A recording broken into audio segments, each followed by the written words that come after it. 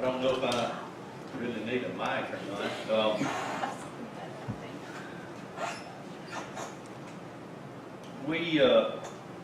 When Perry asked me last week would I speak, actually it was supposed to be Andy, but Andy, he had to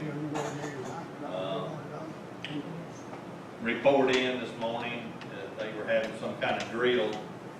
I think it's to, and Andy's part of all of this would be to be sure that they will be, if the National Guard or the Army or whoever had to go down for evacuation on the coast, that the guys they send down will have bedrolls, cots, tents, place to stay, fuel for vehicles, groceries, and all that. So Perry asked me, and I believe he needs to ask somebody else next time. You're a wonderful guy. But I told Judy this morning, I said, maybe you should get up and speak. I said, as I say, I've been coming here all my life, but it does kind of give you butterflies when you get up. But I thought this, I began to think last week after Perry asked me, I said, well, I've got all week to think about it, but I finally settled on Genesis chapter 25 and parts of 25, 26, and 27. And it shouldn't take us that long to get through it all. I'll try to make it brief to get my point across. In 25, we'll start at verse 21 of Genesis 25. And Isaac entreated the Lord for his wife because she was barren, and the Lord was entreated of him, and Rebekah his wife conceived. In this day and time, of course, most everyone, not everyone, but most everyone likes for a family. Families aren't as large as they used to be years ago, but back in this day, it's very important that to these people that they have families, and they wanted big families. And so Rebekah conceived, and the children struggled together within her. And she said, if it be so, why am I thus? And she went to inquire of the Lord. And the Lord said unto her, 2 nations are in thy womb, and 2 manner of people shall be separated from thy bowels. And the one people shall be stronger than the other people, and the elder shall serve the younger. And of course, as in most times, this was confusing to her, what it exactly meant, but as time played out, then we all see what it meant. And anything that I say here today, I would not want to lead you wrong at all. Most of the time, anything I do say is my take on what I read. So I ask that God would be sure that anything said and done here this day is all to His agreement and for His approval. So when her days were delivered, to be delivered were fulfilled, behold, there were twins in her womb. The first came out red all over like a hairy garment, and they called his name Esau. And after that came his brother. His hand took hold on Esau's heel, and his name was called Jacob. And Isaac was 80 years old when she bare them, when his wife bare these 2 boys.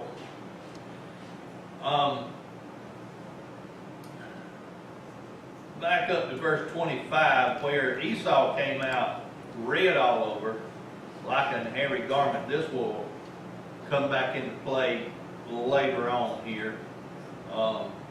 I believe it's over in chapter 27. We will see where this comes into play, and it's important to see later on. And as verse 27, we see as boys grew and matured, Esau was a successful hunter. He was a man of the field. He was a man of the outdoors. his brother Jacob was kind of a plain sort, the Bible says, and lived in tents. And this also will come into play later on as we see. We begin to see in 28, there seemed to be a little bit of problems in the family. Isaac loved Esau. Probably the biggest thing was, I don't know, but Isaac could have been a man that loved to hunt. He could have been a man of the field. So naturally, this son, being of that type man, then Isaac really thought a lot of him. He loved to eat the venison that he brought in for them to eat. But the mother, Rebekah, she loved Jacob. He, as it said earlier, had rather be living in a tent. He was just kind of a plain sort of person. And this happens today. Sometimes parents, it seems to favor children, maybe one more than the other, but as far as the love goes, I'm sure the love was as strong for Esau as it was Jacob. But we don't know, some men this day and time are great chefs. Some men are great designers of clothes. And it could have been, I don't know, Jacob could have been this sort, so his mother kind of spent more time with Jacob than she did Esau. And like I say, it's not that one was loved greater than the other. The love word was used here in the Bible. But one just seemed to bond more than the other. And Jacob could have been a good cook, and we'll see that later on this part will also come into play with Esau. In verse 29, it says that Jacob sod pottage, or made pottage. And I always, when I hear pottage, I think of a soup of some kind, maybe a stew. And Esau had been out in the field. He came in. He was really hungry. He said, "I'm faint." He said, "I might die if I don't get something to eat." And so he asked his brother in verse 30. Esau asked Jacob. He could have begged him. He said, "Let me have some of the pottage which you made." And Jacob, being, it seems like he's a schemer here. He bargained with Esau. He said, "Well, I've got something to eat." Verse 31, he says, "I'll let you have some of it for your birthright." And this will come into play later on also. So in 32, verse 32, Esau said to himself, "I believe I'm at the point of death if I don't get something to eat, so this birthright, what's it profiting me right now? Especially if I die, if I don't get something to eat." And when I read this, it always brings to me, I don't know if any of y'all ever watched it, but "Oh Brother, Where Art Thou?" When Tommy was trying to learn to play the guitar, and supposedly he sold his soul to the devil to teach him to play the guitar. And I think about that when Esau gave away his birthright because he said, "What is it profiting me right now?" And if you remember on the movie, "Oh Brother, Where Art Thou?" when Delmar said, "Oh son, you sold your ever-loving soul." And he said, "Well, I wasn't using it," so that's maybe the way that Esau felt right now. "Well, I'm not using this birthright, and I'll trade it for something to eat," as Tommy traded his soul for how to play the guitar. So anyway, Jacob, being the conniver that I think maybe he was, he said, "Well, swear unto me this day an oath that you will let me have this birthright." This is in verse 33. And so this all took place, and years ago, and it's not so much right now, but I remember when I was younger, a man would give his word, a man would shake your hand, and that was a done deal. It was in concrete. There was nothing signed. It was just expected to come true. It was expected to be so. It was said. So they swore an oath and set this deal. Jacob gave his brother Esau food and drink, and Esau went on his way. He felt good right then, and actually he didn't realize this piece was a piece of the puzzle that would fit into his life later on. Then as we go over into 26, we see that there was a great famine that came into the land. And in the Bible days, famines, we read about them. We read about one in Abraham's time when God made a covenant. We read about one now with Isaac.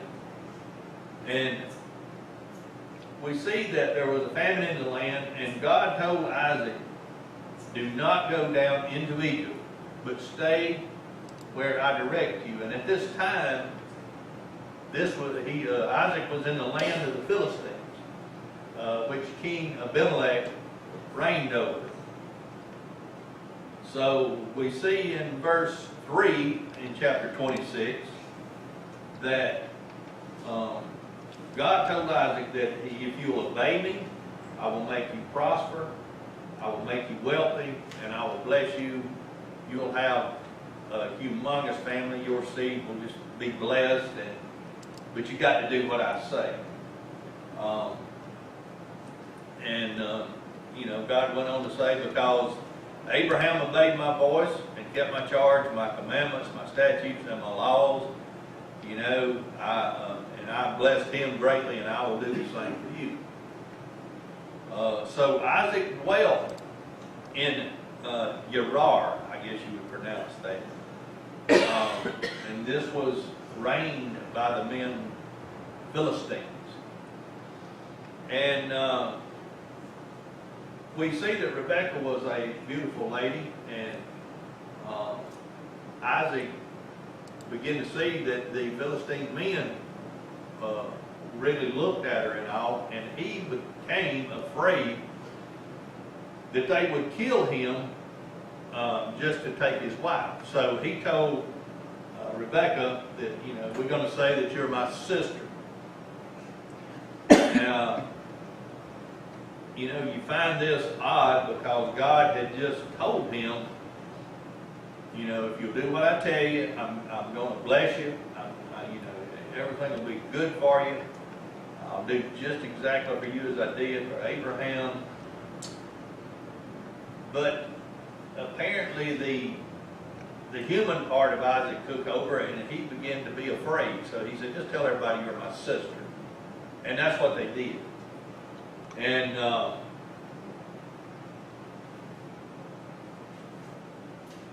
so in verse 8, after Isaac and Rebekah were there for a good while, Abimelech happened to look out the window one day, and the Bible said saw them sporting, or kind of playing around, or kind of flirting with each other, I guess. And Abimelech put two and two together. He said, a man is not going to do what they're doing here with his sister. This has got to be his wife. So he called Isaac, and he asked him, he said, what have you done to us? I don't know if some of the men had been with Rebekah or what, but Abimelech, he really, it really got to him. And he charged all his people. He said, do not touch this man or this wife, or, you're going to surely be put to death. And he said, what have you done to us? Why did you say she's your sister? And of course, Isaac said, well, I just thought if you thought she was my sister, then you wouldn't kill me. If she was my wife, somebody would kill me, or they could have my wife. So,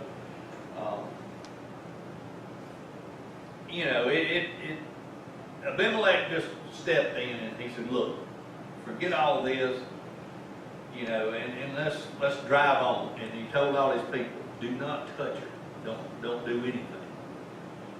Then we go and look around verse 17 of chapter 26, and it said, Isaac departed and pitched his tent in the valley of Gerar. Now, right now, God had not, the way I read it, the way it looked to me, God had not specifically given him a place yet. God just told him, obey me, go where I tell you to go, then I'm going to bless you. So, Isaac just took it upon himself and pitched his tent there at Gerar, and his people dug a well, and they thought everything was fine, but the herdsmen, the Philistine herdsmen, you know, they kept coming in, they kept having strife, trying to water their flocks and sheep, everybody trying to use the same well. So this was in a place called Esek, and so then Isaac picked up, moved to another place, dug another well, called it Sitnah, but it still strikes with the herdsman. He moved to another place, dug another well, still having trouble every place he went. Finally, he went to Beersheba, and God liked this place. God appeared to him the same night, and he said, I am the God of Abraham thy father. Fear not, for I am with thee, and I'm going to bless you, multiply thy seed for my servant Abraham's sake. So, God blessed this place, and so everyone could see Isaac was being blessed. Even Abimelech, and even he brought one of his captains in verses 26 through 31. Abimelech and Ahuzah, a captain of the army, came, and they said, for sure we can see that God is with you, he's blessing you, and we want to make a covenant with you because we don't want your God to come down upon us. And so that kind of brings us to the end of 26, where Esau took 2 Hittite wives out of this country here, and it brought great grief to Isaac and Rebekah. But then we go on into 27, and this is where the family has more problems. We see in verse 1, it came to pass that when Isaac was old, his eyes were dim, so that he could not see, he called Esau, his eldest son, and said unto him, my son. And he said unto him, behold, here am I. And he asked him, he said, in verse 3, he said, Isaac asked Esau to go hunting and bring him some favorite the venison that he loved so well to eat. He said, now let me eat it, and I'll bless you before I die, because I don't know how many more days I've got. And I'll give you your blessing here. And so Rebekah, who favored the brother Jacob more than Esau, heard this. And as soon as Esau went out, Rebekah came in and told Jacob, said, look, your father has told Esau to go get some venison, and he's going to give him his blessing.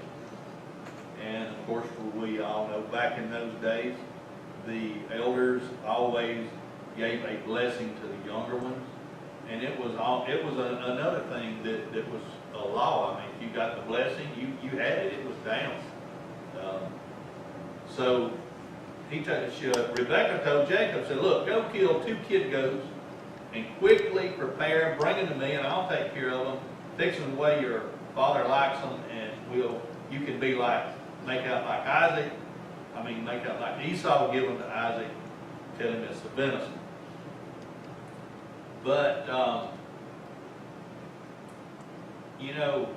Jacob, he said, well, in verse 11, he said, he'll know the difference. My brother's a hairy man. He has hair on his arms, his hands, his neck.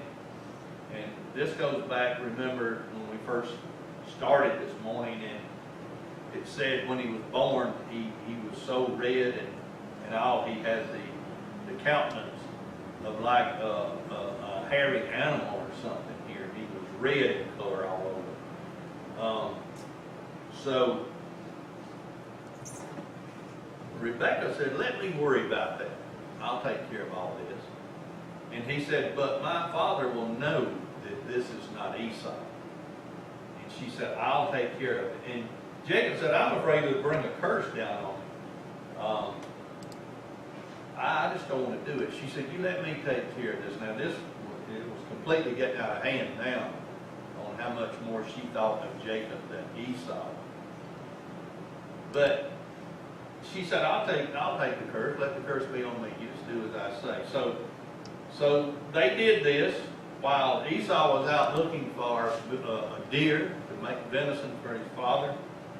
Then Jacob went, killed 2 kids, brought it to his mother. She prepared it the way Isaac loved it. And she said, here, take it in and give it to him. He said, but he's going to know that I'm not Esau. But she took care of that. She took the skin of the goats, put on his arms, his hands, on his neck and all. And so he went in to Isaac and gave him the meat. And Isaac said, how is it that you could go and find venison and bring to me so quickly? And Jacob, he tells another lie, another story here. He said, because the Lord God brought it to me. And Isaac, yes, Isaac was still confused. He could hear Jacob's voice. And he asked Jacob to come closer where he could feel of him. And he said, well, you feel like Esau, and you talk like Jacob. And then he wanted to come closer where he could hug him, because it said that Esau had the smell of the outdoors, the smell of the field always on.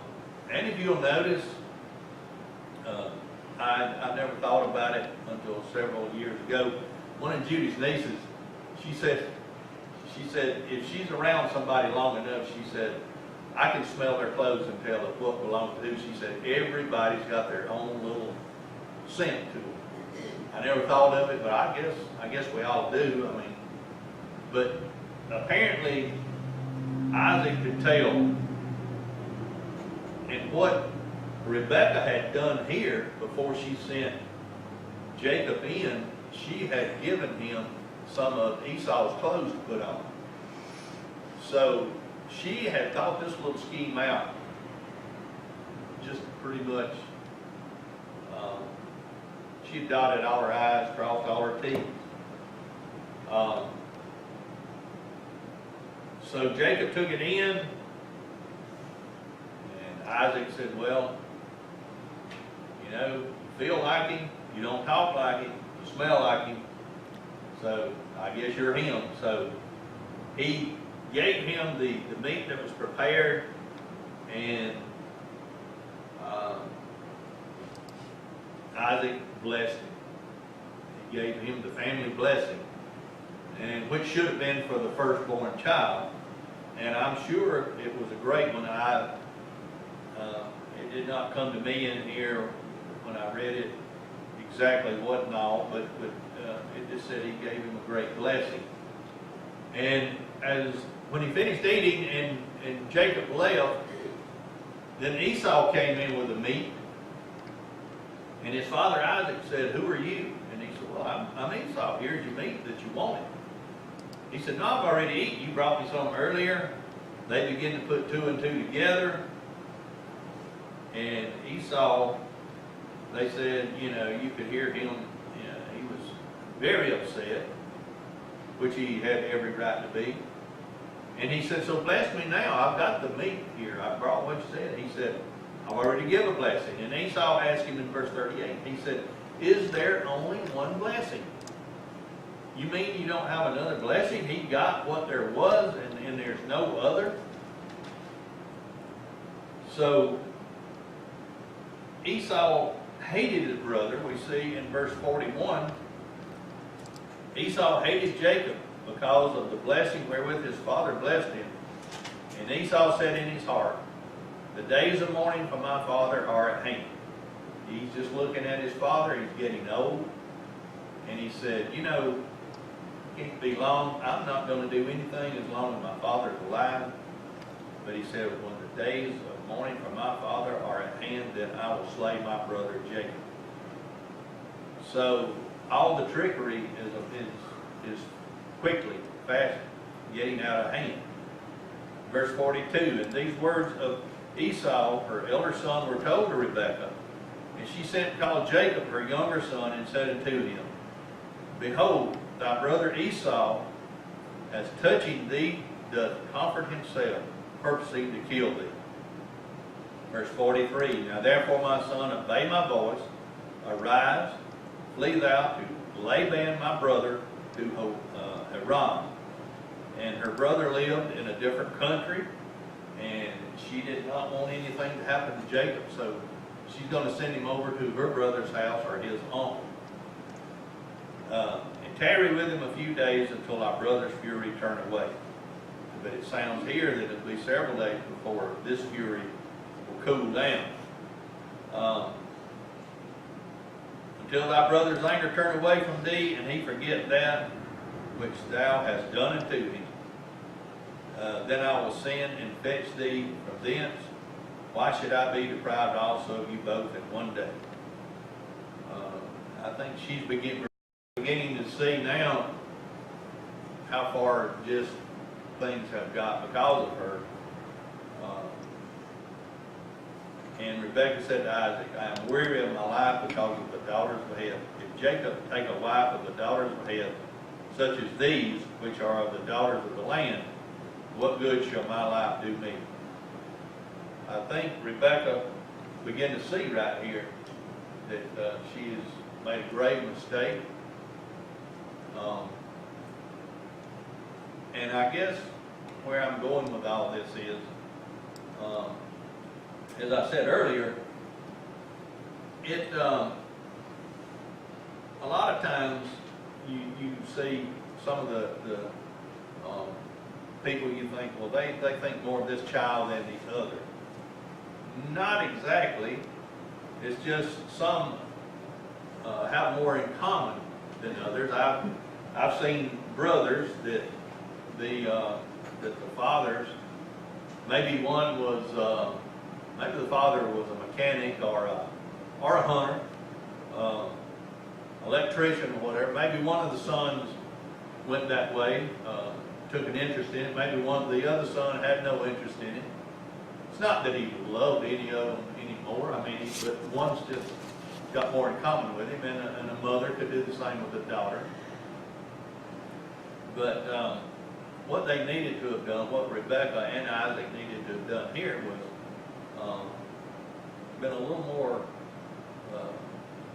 thoughtful about it, use their head a little bit more, and not drawn lines in the sand and separated themselves from each other, because this one got out of hand in a hurry.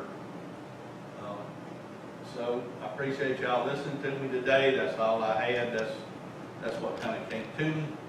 So I appreciate y'all's patience. And if I said anything to confuse anybody, I'm not taking any questions. No, if I confused you any, I'll try my best to answer them. Tony, I think it's a very beautiful lesson. It's a very beautiful story. Well, And I'm no movie buff, but I think that would make a beautiful movie if somebody would, do so. I hear you. Thank you. I appreciate it. I appreciate it. Does anybody have anything they need to bring up? Yeah, Tony, good job. Well, thank you, sir. I appreciate it. I appreciate it. Well, I guess if that's it, I guess we'll, let's just praise the Lord, 107. All right.